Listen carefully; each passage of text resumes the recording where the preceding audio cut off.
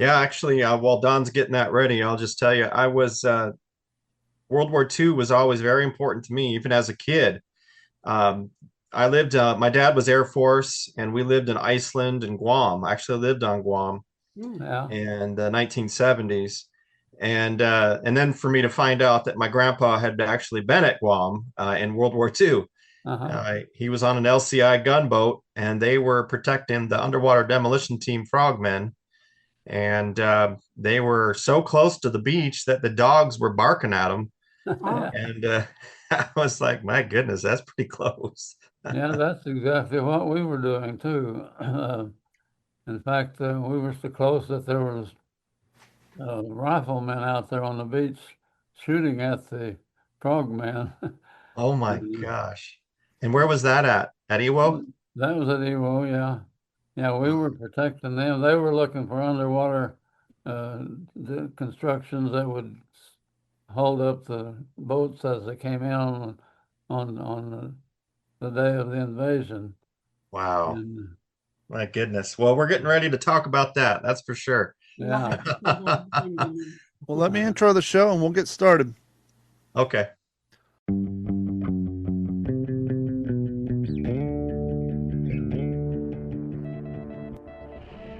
Digital 410 Media proudly presents the What's the Scuttlebutt Podcast with your hosts, Don Abernathy, Jeff Copsetta, and Dennis Blocker. Welcome, everybody, to another episode of the What's the Scuttlebutt Podcast, your favorite World War II based podcast. And we are back with an exciting episode. Dennis gets all the credit for this one. We're getting back to our roots. Without any further ado, Dennis, why don't you introduce our very esteemed guest for tonight's podcast? And once again, thanks for you, fella, for tracking down this gentleman and bringing them to all of our audience attention. It was cold, unlike anything the sailors had experienced before. And as the sun began to peek over the horizon, it cast light on the island, Iwo Jima. Steadily, purposefully, the long line of LCI gunboats plodded forward toward the black volcanic island. How could anyone live on such a god-forsaken place? Aboard the LCI G-449, John Overchuck calls out to a shipmate, "Looks like Frankenstein's Island." The veterans of Kwajalein, Inuiatok, Perry, Saipan, Guam, Tinian moved forward, certain of their mission and dedicated to the task.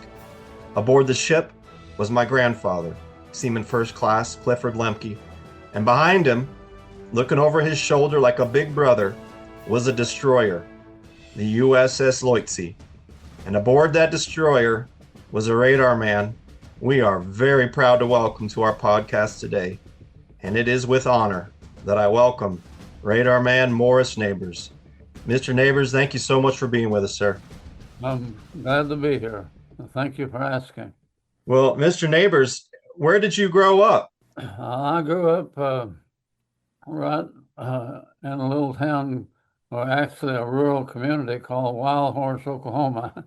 I was there until I was 13 years old, and then we moved to Tulsa, and I grew up there. Actually, went to Central High in Tulsa, and I graduated in the year that the war started, 1941.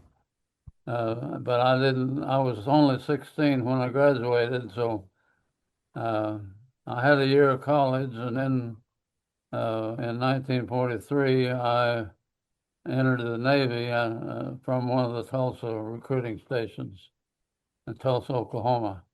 Do you remember what you were doing when you heard about Pearl Harbor? Well, actually, we were in church that Sunday, and we were headed home from church and listening on the radio, and we heard the news on the radio in our car as we were heading home from church. It was about 12 noon when we heard about it. Now, I got to ask, Oklahoma is landlocked. So, Yeah. how in the world did you decide I'm going to go in the Navy? Had you ever seen the ocean before? No, and that was one of the reasons. I've been telling people I grew up in a little place where the biggest body of water I ever saw was the Arkansas River. I'd always been fascinated by the Navy because of what I had seen in the movies, And when the war started, Of course, I didn't have any idea what I would be doing because it would be a couple, 3 years before I was old enough to join. But I always had in mind I wanted to join the Navy. Did you have any Navy veterans in your family? No, uh, we didn't. But of course, once the war started, why, I had three older brothers that were in, and two of them, one of them was in the Navy, and one was in the Merchant Marines, and the third one was in the Air Force. So I did have one brother that joined the Navy ahead of me. No, that's just great. Mr. Neighbors, did your brothers all make it home? Did everybody make it back? No, I lost two brothers in the war. The one in the Navy, he was on a destroyer escort, and his ship was bombed right off the coast of Newfoundland by a German sub, and we lost him in 1945. And my other brother in the Air Force survived World War II, but we lost him in Korea. Oh my goodness. Oh my goodness. Your family made quite a contribution to the war effort there then. Yes, yes, we had all four of us in at one time, and of course two of them didn't make it back. My goodness. How did you hear about your brother in 1945? Did you get it from the mail, the V-mail, the Red Cross? How'd they notify you? Because you were in the service by that time. Yes, my folks notified me by mail after they heard about after they were notified. They notified me. Yeah. What does that do to you inside? Well, it was a sad thing, all right, but of course we had things to do anyhow. That actually that month of April '45 was kind of a bad month. President Roosevelt died in that same month, and of course that threw the nation into a fury, and so he was probably the only president you ever remembered. yeah, he was the president for ever since 1929, I guess, or 31, I think. So 32 is when he came in. Where did you train out of? We trained in San Diego at the boot camp there. And of course, when they gave me a test to see what I was good at, why they were looking for people that were recent graduates of high school or college because of their math scores. And they said, "Well, you're going to be a radar man." I said, "Well, what's that?" Radar was brand new back then, and I had never heard of it. But after about a 3-week training course, why, I was a radar man. That's it? 3 weeks? That's all quick. I did was I just operated. I didn't work on them or repair them or anything, but I was trained to be a radar operator. Yeah. That's amazing. I mean, brand new technology, not just for you, but for everybody. Yeah. And to be proficient enough at it at 3 weeks to be deemed worthy to help detect oncoming and outgoing planes and Navy vessels as well, correct? Yeah, your radars planes picked up. and ships, and of course we could pick up land masses too, and anything that was solid that would bounce an electric beam back, well, we could pick it up. What was the range on those early systems? We could pick up airplanes as far as 80 miles away if they were high enough. Of course, these beams, the electric beams, don't bend. Yeah. And a ship could only be picked up if it was inside the horizon. We could, depending on the size of the ship, we could pick it up at 10 miles. Couldn't identify it at that rate, but we could tell something was there. Mm. But our main job was really picking up air flights that came in. Do you remember the first time you were at your battle station and you picked up a legit ping from a real enemy aircraft opposed to training? Yes, it was during the invasion of Leyte Gulf.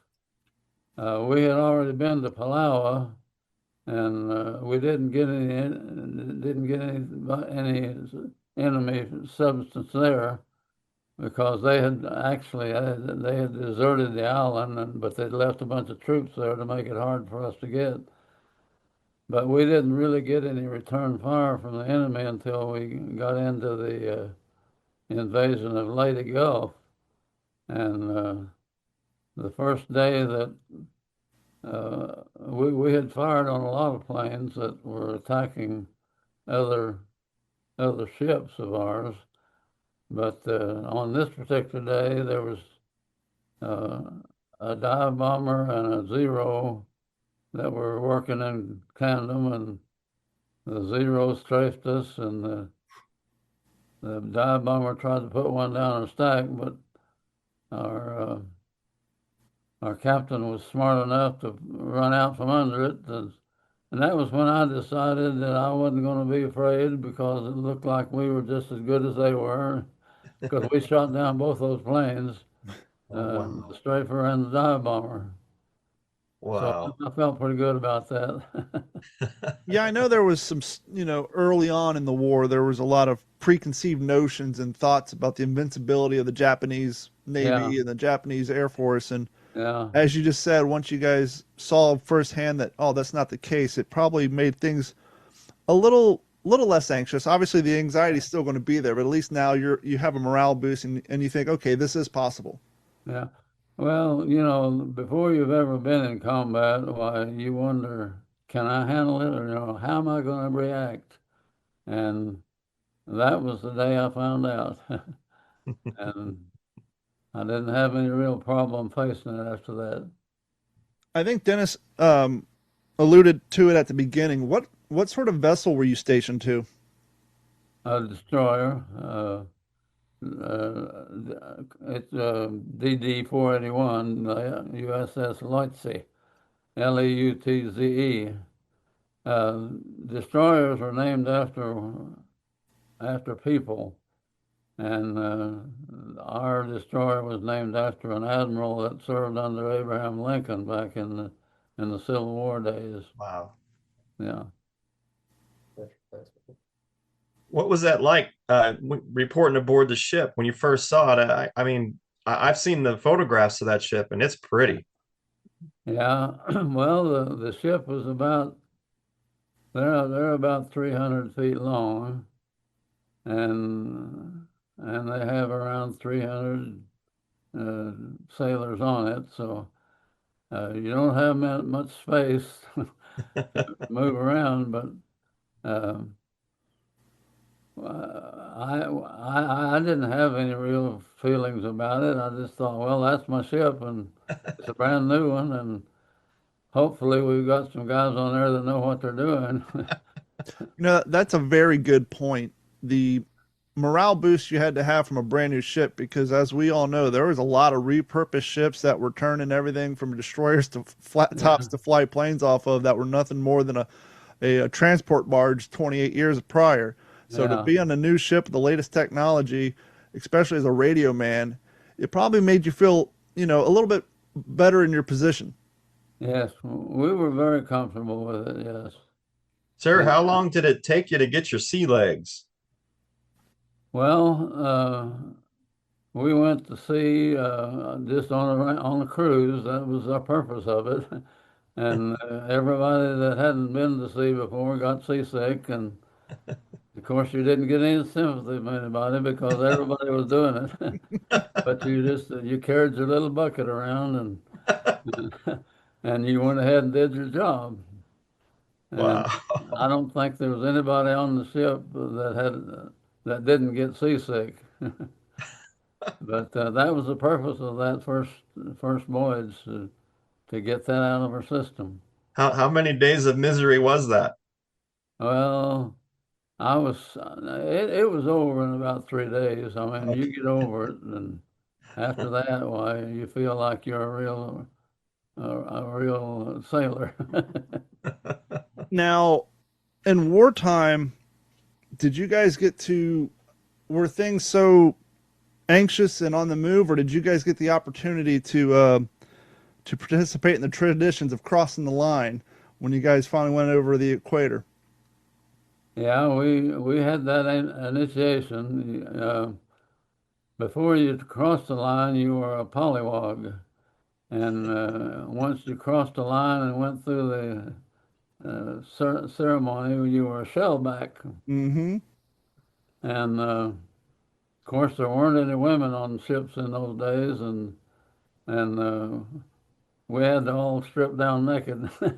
And one of the things that they did to us, they had a large canvas tube Oh, that we had to crawl through, and they had been saving the garbage from the ship for a week rather than throwing it overboard. So that was the main deal about our initiation. We had to crawl through that canvas tube full of garbage, and when we got out the other end, there was a guy there with a electric cattle prod that hit us in the rear end. And then there was the sea nymph that we had to kiss his belly button. And then, of course, they showered us with cold seawater to get us clean again. It was quite an initiation. sounds like it. Yeah. Oh my goodness. It's not every day that people get to meet King Neptune. Yeah. What was the greatest degree that you guys turned? The high seas. Did you guys ever hit, 15, 20 degrees turn or? Well, yeah. Of course, the destroyer, they said, could do a 45-degree turn without collapsing, but if it went any beyond that, it was over. I don't think we ever reached that point, but a destroyer was a very speedy ship. It was just made out of 3/8-inch steel, and it had two 600 horsepower motors, and so it could do the speed of up to 45 knots. Wow. And we've done that a time or two. We made a torpedo run on a battleship in the Surigao Straits during the invasion of Leyte Gulf, and we reached our limit then when we were making the torpedo run. Mm-hmm. Can you tell us about that? Well, it was the Navy the Japanese Navy had sent a large fleet down there to try to break up the invasion of Leyte, and we intercepted them in Surigao Straits, which is the lead-in strait to Leyte Gulf, and included in that group was it was a sister ship of the Yamashita, which was the largest battleship the Japanese had ever built. It was like 65,000 tons. Goodness. And we had a squadron of 6 destroyers. All 6 of them didn't weigh but about half of what that battleship did. Mm. But we made it was a midnight run, real dark, and somewhere back in our early days, our captain had told us that it was every captain's dream to put a torpedo in the belly of a battleship. But he said, and we were all agreeing, boy, we'll be there with you. But he said, Navy analysts say that when a destroyer goes up against a battleship, the life of that destroyer is 3 minutes. And we thought, let's think this over a little bit. he said they'll fire 3 shots. The first one will be long, the second will be short, and then the third one will be right in the middle. And it takes most battleship gunners about 3 minutes to get that third shot off. So when we were making that run on the battleship, I was on the surface board plotting the course and speed of the battleship that we were zeroing in on, and I kept counting off in my head. Is it 3 minutes yet? And actually, they were firing at us, but we got our torpedoes off. A destroyer carries two loads of torpedoes, 5 each. You can fire 5 of them at a time. So we fired all 10 of our torpedoes, and at the time that they were supposed to get there, we heard this great explosion. And of course, we claimed that our torpedoes were the ones that sunk the ship. Of course, all of our destroyers in the squadron claimed the same thing, but because all their torpedoes exploded about the same time too. But at least we put it up on our forecastle that we had sunk a battleship. That's amazing. Now, you would have been very, very busy, right? Because it's a nighttime operation, so you can't see, so they're depending on you. That's right. Yeah, we had to plot the course and speed of the battleship, taking information from the radar operator. And of course, our officer would pass that on to the torpedo people so they'd know how to aim their torpedoes. Wow. As a radio man, as a radar man, did you feel kind of the pressure of knowing that it's kind of up to you guys to see things coming or to plot these courses to catch up to ships that you're all pursuing? Well, we knew it was our responsibility. I mean, they told us from the very beginning that you're the eyes and ears of the ship. Wow. And we don't do anything until you tell us what's coming in. Of course, our main purpose was to pick up the planes at a distance so that we'd have time to get ready for them. And of course, once they got within eyesight, why our radars didn't need them then. But of course, we were inside, but we could always hear the guns firing. And our main battery was 5-inch guns, which shoot about a 52-pound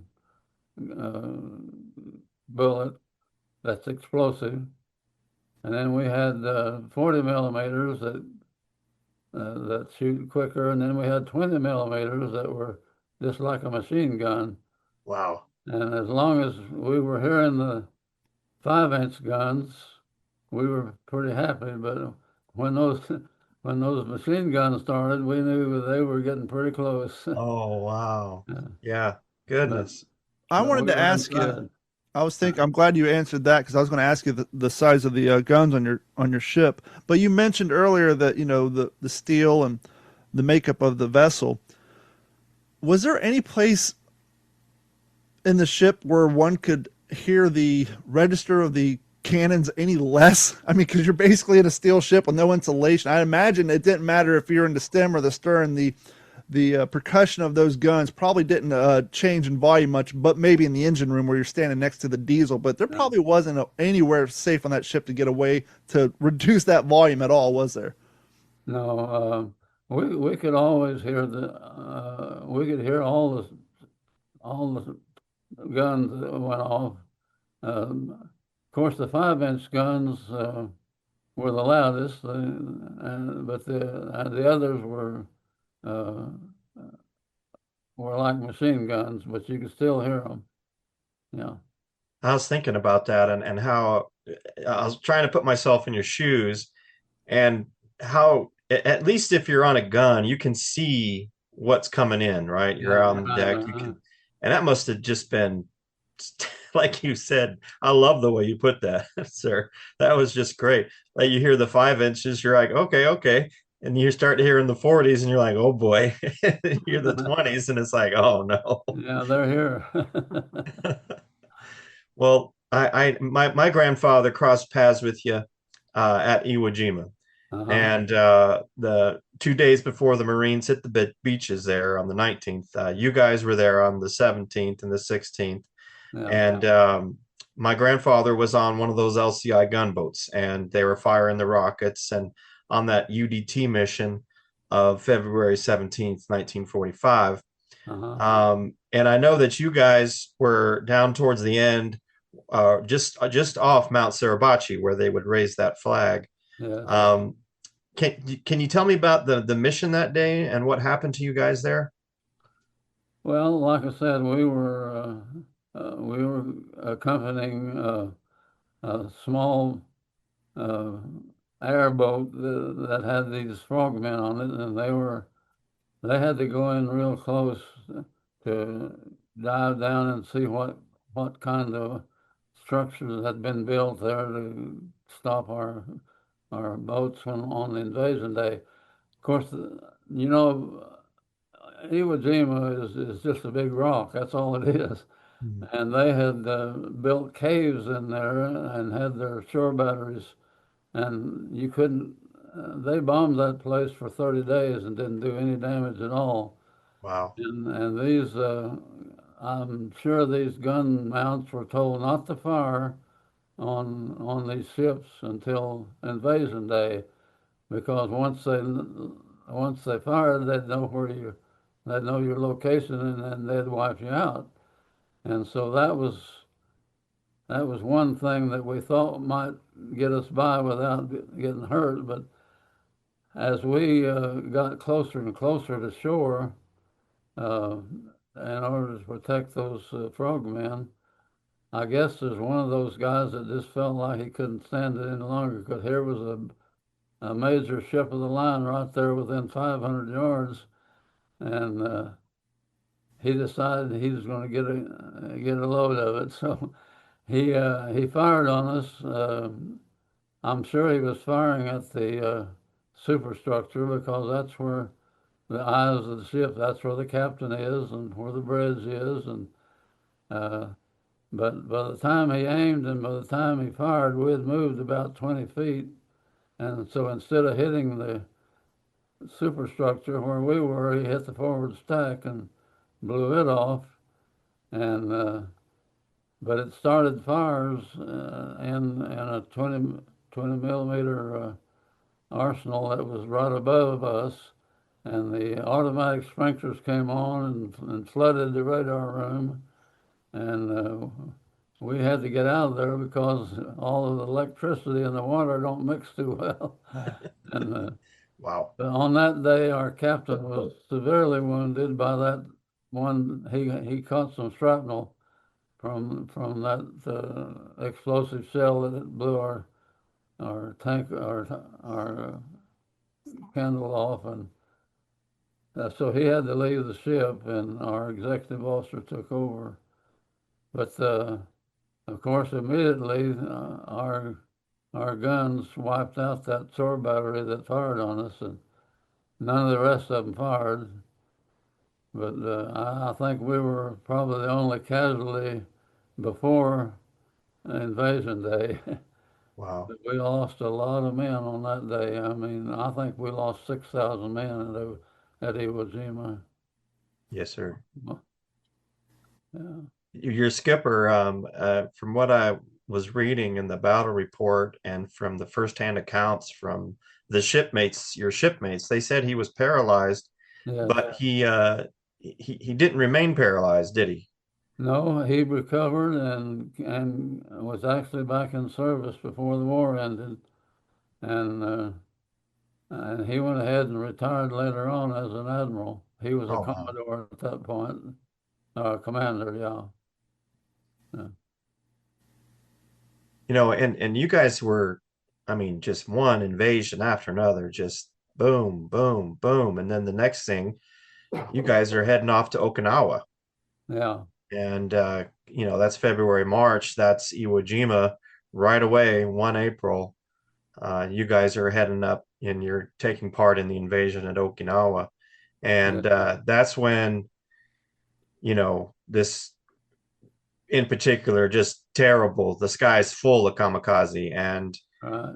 I know that there was some of that in the Philippines, but nothing to the scale that happened at Okinawa. No, we were in land. We were in within 50 miles or 100 miles of land base, and they were able to use their land-based planes for the first time.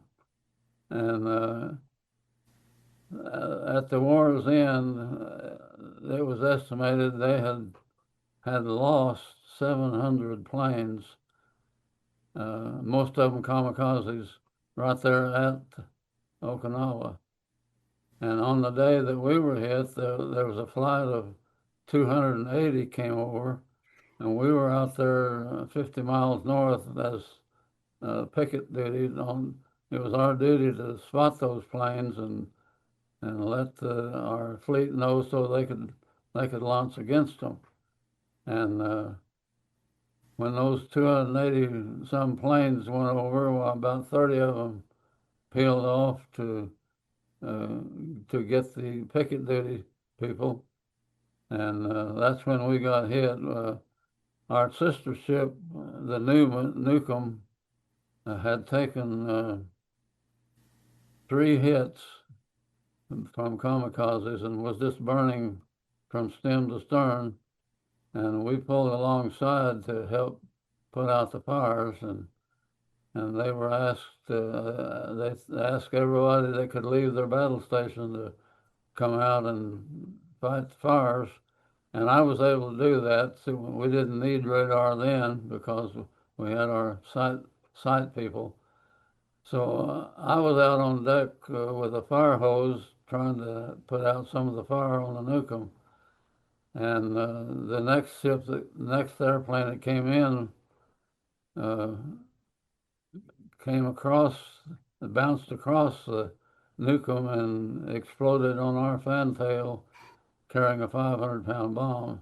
Wow. And that's the day I got my Purple Heart. I was out there with that fire hose, and of course, whenever the bomb went off, why, everything on the ship went 2 feet to the right. Anybody that was standing up fell, and of course there was no soft places to land on the ship. And even though we had about 70 Purple Hearts that day, the main ones was like me that just got thrown around and had sprained ankles, sprained shoulders, and bumps and bruises and things like that. So my doctor, the next day I couldn't walk, and he said, "Well, how did this happen?" Well, I told him what happened, and said yesterday when the plane hit, and he said, "Well, I'm putting you in for Purple Heart." So I got a Purple Heart, but it wasn't really a really life-threatening thing at that moment. Wow. How many guys did y'all lose on your ship? I'm sorry, what? Yes, sir. How many of your shipmates did you guys lose? We lost about 30 that day, because if there's anything fortunate about getting hit, it's where you get hit. And the bomb exploded in our dining room and living quarters, and of course there was nobody there because we were all at the general quarters. But the main group that got killed was in the after gun shop. They had one 5-inch gun back there on the fantail, and it wiped it out, and all 7 or 8 in that were killed, and there was a few others that were close enough to the explosion that they were killed too. But for the most part, the main injuries were just from being knocked around on a place where there's no soft place to land. Wow. And some of them went overboard when they saw the plane coming in, some of them had to go overboard, and we picked them up. My goodness. I seen photographs of your ship, and it's a miracle that you guys weren't cut in two. Yeah, we came very close to having that fantail blown clear off. We did lose one screw, and the other one had a bent shaft. And when we went back to the States, why, we could only make 10 knots, and we were going to come back and get the ship fixed up, but while we were home, the war ended, and so they scrapped the ship. It wasn't worth fixing up for a peacetime Navy. Mm-hmm. Wow. Earlier, Dennis was talking about how your ship got sent from one mission to the next. In between those ports, if you will, how did you guys refit, rearmor, refuel? Did you go back to a port, or did they just have larger ships come up next to you and offload? Explain that process to us. They had ships that came alongside called destroyer tenders, really. And whenever we got low on ammunition, well, they'd come along and replenish, and also bring food and things like that. Yeah, we rarely put into port while we were out there. We were always at sea, and we're dependent on ships to bring us what we needed. Yeah. We just discussed the impact of kamikaze attacks on your ship and your fellow Navy and sailor ships. Do you recall whether it was in basic training, when you first got on your ship, when you and your shipmates were first educated on this new Japanese tactics of kamikaze airplanes? It's one thing to be on a ship, perhaps somebody zeroed in on you, shot some artillery at you, you can zigzag, and if your number's up, your number's up. But when the device that's coming for you can maneuver, it kind of changes the concept of my number being up a little bit.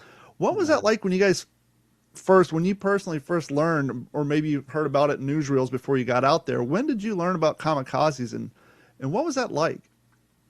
Well, we didn't really encounter any kamikazes until Okinawa, and we just knew that either you shot it down or you got hit.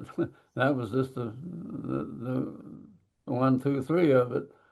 And of course, the kamikazes didn't carry any ammunition other than a bomb every now and then. So, but we just know that once they started for you, you better shoot it down or you were going to get hit. And of course, the one that hit us, we didn't have a chance to fire on it because the nukem was between us and the ship that was coming in, and all we could do was just let it come.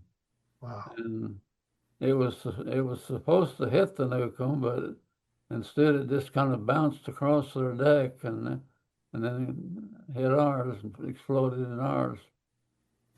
But we didn't really get a chance to fire on it. So yeah. The memorial service for your shipmates, were you able to attend that, or? Yes, we had I guess you call it a funeral service, and then since we were at sea, why they were buried at sea. I mean, they had the funeral and then they were sent overboard. That was their burial place. Yeah. I have video of my grandfather's group at Iwo Jima. They're the gunboats that were there with you that day.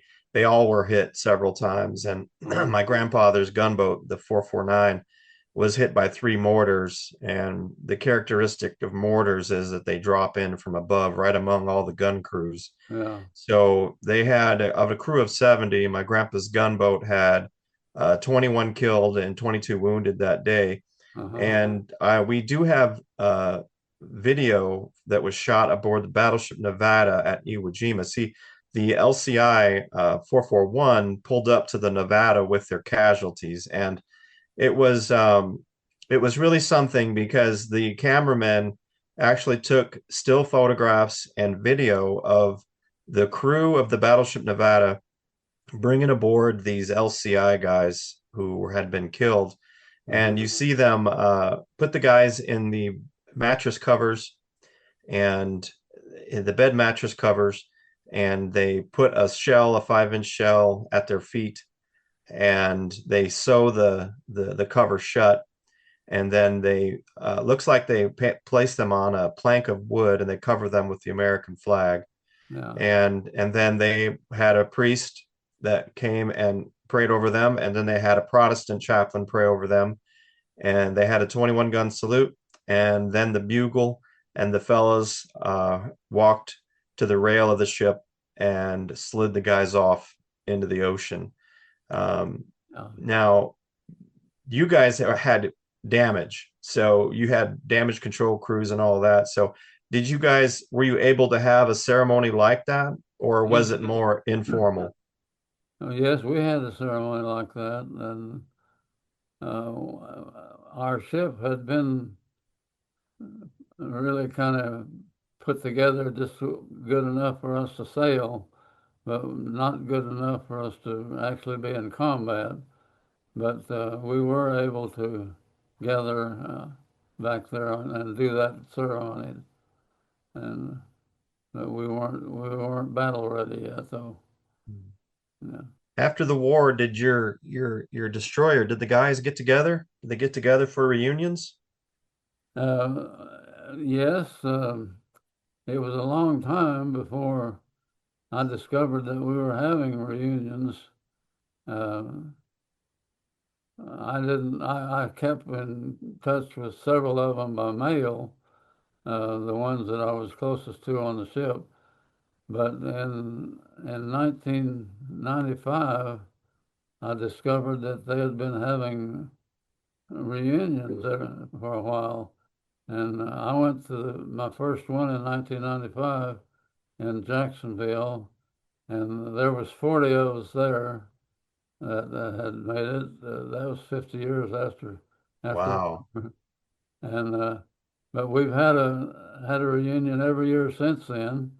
And as far as I know, I'm the only one that's still able to make it.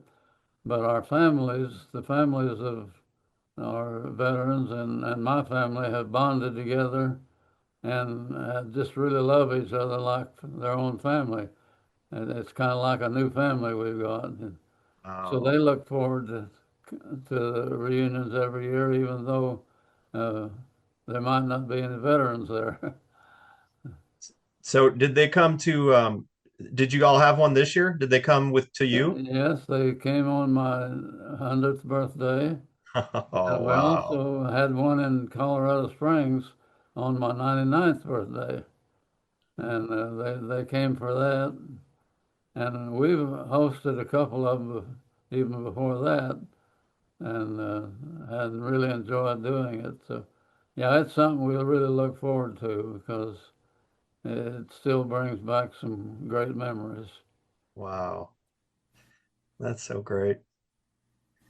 I just, I was fortunate that I got to meet some of the men that were with my grandpa. I didn't meet his shipmates. I tracked them down, and Chuck Banco and William Hildebrand and Bruce Hallett. Bruce Hallett, he was wounded on the bow of the gunboat at Iwo, and he had crawled out of the 40 millimeter splinter shield, the gun tub, and he was hugging the prow of the ship, the very point of the ship. He was hugging it as the ammunition was blowing up over him. And his buddy Chuck Banco had been blown backwards and was also wounded.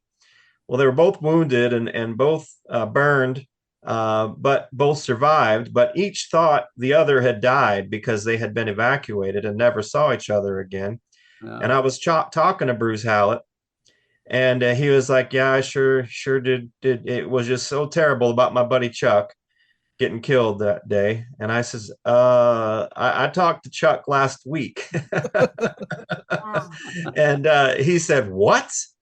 I go, yes, sir. Chuck Benko, right? And he goes, yeah, that's my buddy. And I go, I just talked to him last week. He lives in Wenatchee. He's like, that's 70 miles from me. So I was able to reunite them, and I've got some great pictures of them sitting at a picnic table with their wives having a great time. It's just something how, like you said, how that, something like that can bring families together all those years later. Right. It's really something. I'm just very thankful that I got to experience that. And every once in a while, I dream about my grandpa, and I just look up at the ceiling when I wake up, and I just smile at God and I say, thank you. That was nice. But I just really appreciate you, sir, taking the opportunity to speak with us. My goodness, what an honor for us. And we just so appreciative of what you and your fellows, what your shipmates did for us. And well, it was our privilege. And of course, it's amazing how the home front adapted to the war. They were together on that subject more so than any other I've ever known. All that they wanted to do was get the war ended, and the only thing they looked for was news about the war, and they were, of course, required to give up a lot of things. We had 16 million men and women in uniform that had to be clothed, fed, and transported. So that means that the American citizens had to give up transportation, gasoline, rubber, coffee, and a lot of things. But they did it willingly because they wanted to get that war over, and they were just absolutely incensed by the attack on Pearl Harbor. And of course, wars are run on the battlefront, but I felt like that our home front was really important during World War II. I got to spend time in both areas, and I'm really impressed with the way the home front reacted. Wow. It's probably been a few years since you've seen one of these.